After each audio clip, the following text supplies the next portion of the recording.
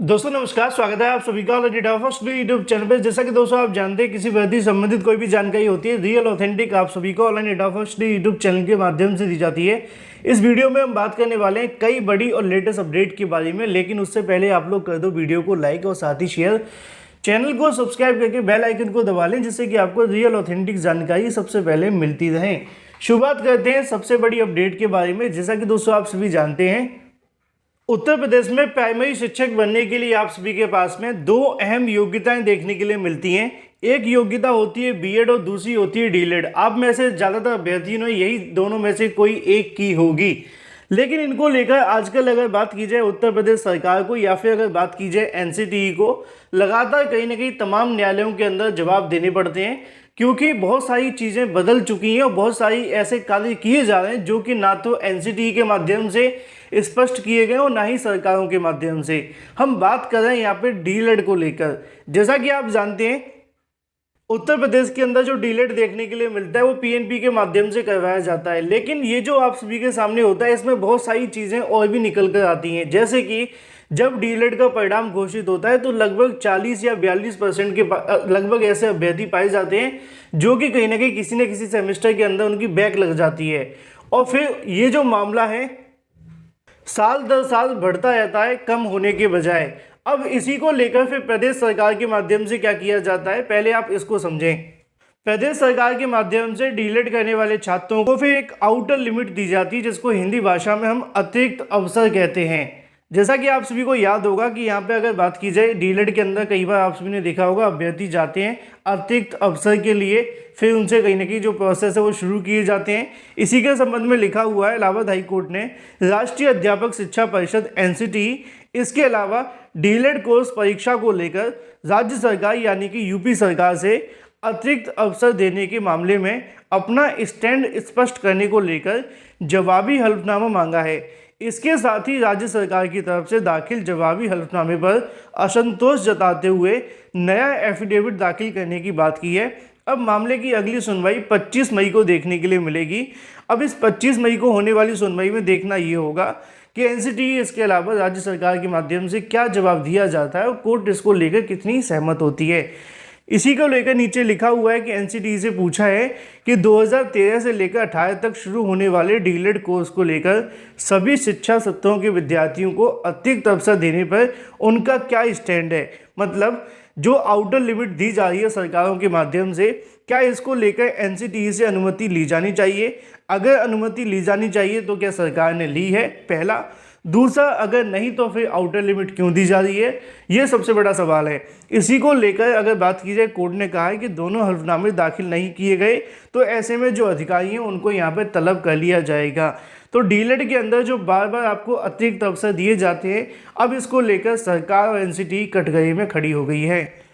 बात कर लेते हैं अपनी अगली अपडेट के बारे में, जो कि संबंधित है नए शिक्षा सेवा आयोग के गठन, इसके अलावा नए ड्राफ्ट को लेकर। जैसा कि दोस्तों आप जानते हैं कि उत्तर प्रदेश के अंदर नए शिक्षा सेवा आयोग को लेकर लगातार काम जारी है।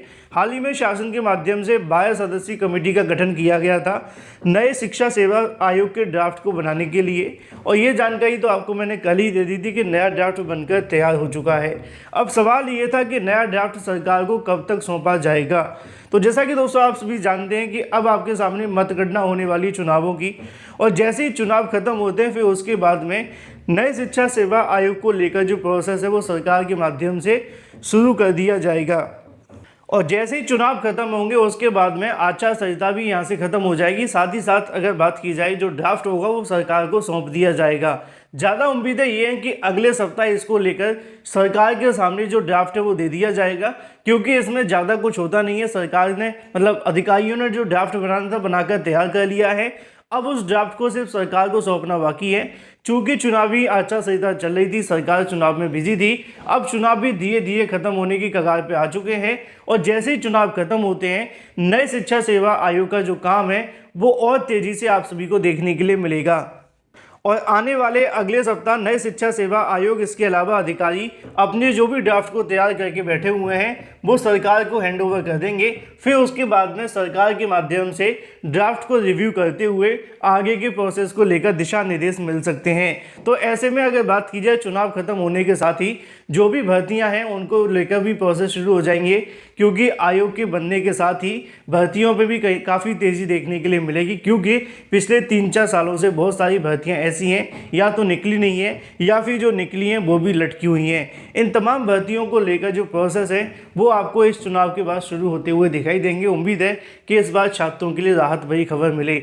चलिए बात कर लेते हैं अपनी अगली अपडेट के बारे में, जो कि संबंधित है नई प्राथमिक, इसके अलावा यूपीपीएससी एलटी गेट को लेकर, साथ ही खंड शिक्षा अधिकारी के बारे में। जैसा कि आप जानते हैं कि नई प्राइमरी शिक्षक भर्ती को लेकर अभ्यर्थियों के माध्यम से लगातार तमाम जो प्रयास है वो किए जा रहे हैं। नई प्राइमरी शिक्षक भर्ती के लिए अभ्यर्थी ने ट्विटर वार भी किए, धरना प्रदर्शन भी किया और ऐसे में हाल ही में बेसिक शिक्षा मंत्री के आवास का घेराव भी किया था।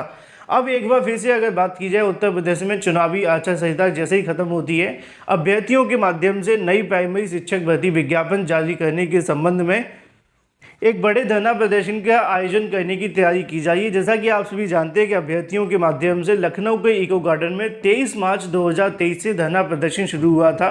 धीरे धीरे करके इस धरना प्रदर्शन को 2 महीने होते हुए जा रहे हैं। ऐसे में ये धरना अभी भी जारी है और मांग सिर्फ एक ही है कि नई प्राइमरी शिक्षक भर्ती का विज्ञापन जारी किया जाए। अभ्यर्थी लगातार इको गार्डन में बैठे हुए हैं, लेकिन चुनावी आचार संहिता होने के चलते छात्रों के माध्यम से ज़्यादा यहाँ पे जो कहने की भीड़ है वो इकट्ठी नहीं की गई थी। आने वाले समय में अभ्यर्थी एकजुट होकर एक बार फिर से नई प्राइमरी शिक्षक भर्ती को लेकर सरकार के सामने आवाज़ उठाने वाले हैं। उम्मीद है कि इस बार छात्रों को सफलता मिलेगी अगर आपका समर्थन मिला तो। बात कर लेते हैं उत्तर प्रदेश लोक सेवा आयोग के माध्यम से आने वाली भर्तियों के बारे में। अगर उत्तर प्रदेश लोक सेवा आयोग के माध्यम से एलटी गेट शिक्षक भर्ती आती है और साथ ही खंड शिक्षा अधिकारी भर्ती जो कि 100% उसी से आएगी, तो ऐसे में इन भर्तियों के अंदर कई बड़े और कई महत्वपूर्ण आपको बदलाव भी देखने के लिए मिलेंगे। बदलाव ये होगा कि जब भर्तियों के विज्ञापन जारी होते हैं तो आप सभी जानते हैं कि भर्तियों को लेकर विवाद हो जाते हैं और मामले कोर्ट में चले जाते हैं, और एक बार अगर मामला कोर्ट में चला जाए तो भर्ती सालों साल लटकी रहती हैं।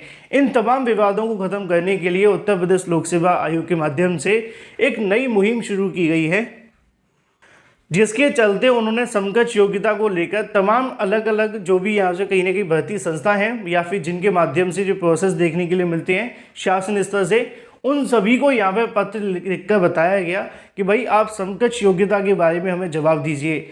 अब इसको लेकर तो वो काम कर ही रहे हैं, लेकिन इसके साथ साथ विज्ञापन जारी करने के साथ साथ यूपीपीएससी के माध्यम से उस भर्ती को लेकर जो नियमावली है उसको भी जारी किया जाएगा। क्योंकि बहुत सारे अभ्यर्थी बेवजह भी केस को दाखिल कर देते हैं, पता होता नहीं है कि इस भर्ती के अंदर कौन कौन आवेदन कर सकता है, लेकिन वो कोर्ट चले जाते हैं। नियमावली एक भर्ती को लेकर सबसे महत्वपूर्ण अंग होता है, उसी के आधार पर भर्ती टिकी होती है। तो नियमावली जारी कर देने से बहुत सारे छात्रों को जानकारी मिल जाएगी कि इस भर्ती के अंदर क्या नियम है और किस तरीके से प्रोसेस को आगे बढ़ाना है। बिना नियमावली देखे कुछ अभ्यर्थी जब कोर्ट चले जाते हैं तो मामले लटकते रहते हैं, फिर सरकार को जवाब देना पड़ता है और फिर भर्तियां भी लटकी रहती हैं। इसी वजह से अब उत्तर प्रदेश लोक सेवा आयोग के माध्यम से अगर एलटी गेट की शिक्षक भर्ती होती है और खंड शिक्षा अधिकारी तो होगी, तो इन विज्ञापनों के साथ साथ आपको नियमावली भी देखने के लिए मिलेगी। बात कर लेते हैं अपनी अगली अपडेट के बारे में, जो कि संबंधित है राजस्थान से निकली 9,879 पदों पर भर्ती के बारे में, जिसके लिए आवेदन 4 जून 2023 तक कर सकते हैं। योग्यता वगैरह लिखी हुई आप लोग स्क्रीनशॉट लेकर पढ़ सकते हैं। नीचे वेबसाइट भी आपके सामने दी गई है, इस पर जाकर आवेदन से संबंधित नोटिफिकेशन डाउनलोड कर सकते हैं। फिलहाल इस वीडियो के माध्यम से इतना ही। Thank you for watching this video.